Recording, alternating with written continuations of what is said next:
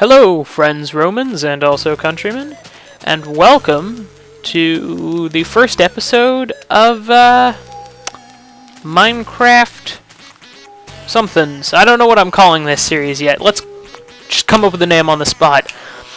Redstone Adventures.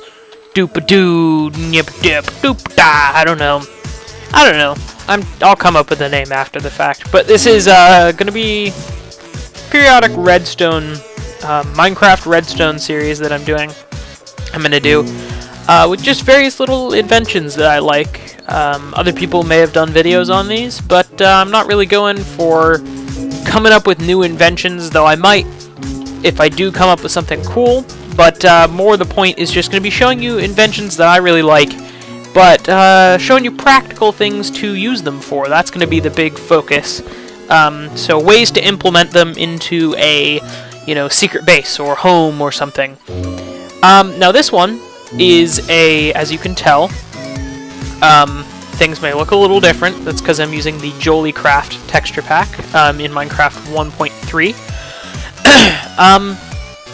And we are looking at a minecart thing, a redstone-based minecart shenanigans that will help your little minecart tracks out. So, this is what it is. It is a pretty simple, basically player detector for your minecart. So, first of all, I'm just going to show the difference between this, a detector rail, and a player detector. So, if we place a minecart on the track, notice the torches stay on. They'll always be on.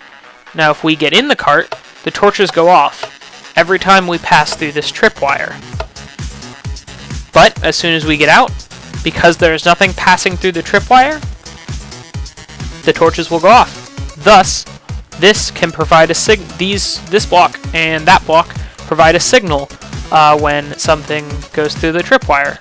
So that's the player detector, and just real quick, the difference here is you can see the torches turn off, thus power is being provided by the cart every time it goes over this, no matter whether something's in it or not. You see, even if I enter the cart, torches still go off. So this does not work as a player detector, though, this does. I'm quickly going to set this to day.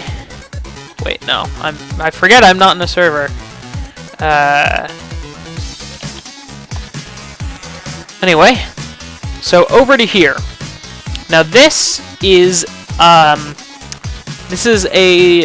minecart setup that will be more practical, something that you would probably use with your minecart, say, station, or if you want to have a track. Now this is of course an abbreviated version. This is a lot smaller than you'd probably want it, and you can make it infinitely more complex, but for now this is just a quick example. So you see we have a cart cycling around here in this essentially just loop. It's going around in this corral, and it will never go onto this track. Now, well, I missed the cart, but once you get into it, it'll always go through this track. And that's because I have a player detector set up right here. Now, anytime anything goes through this tripwire, in fact, I can stand here, the cart will switch onto this track because it swaps this track, so it changes the orientation of that track. That's just a simple player detector, so what you can have is a setup with a bunch of cycling carts, and once you get into the cart, it'll go off in the direction you want it, but otherwise it'll just stay on this cycling track. Now, for a quick, brief test, I would like to... I don't know if this actually works, but we're going to spawn some villagers and... yes, okay, it does work. We're going to put them in the carts just to demonstrate.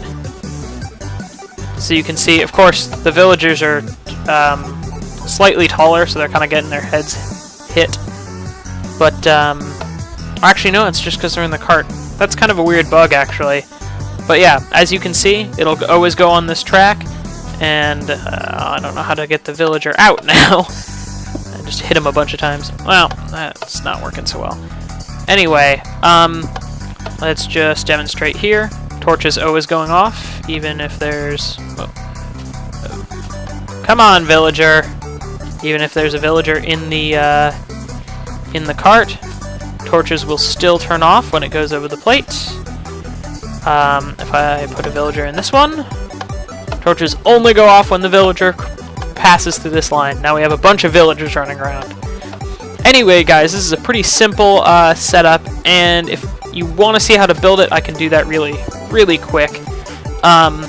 Basically, all you need to do is just run a line of track through like this, and I'm just going to make it relatively short.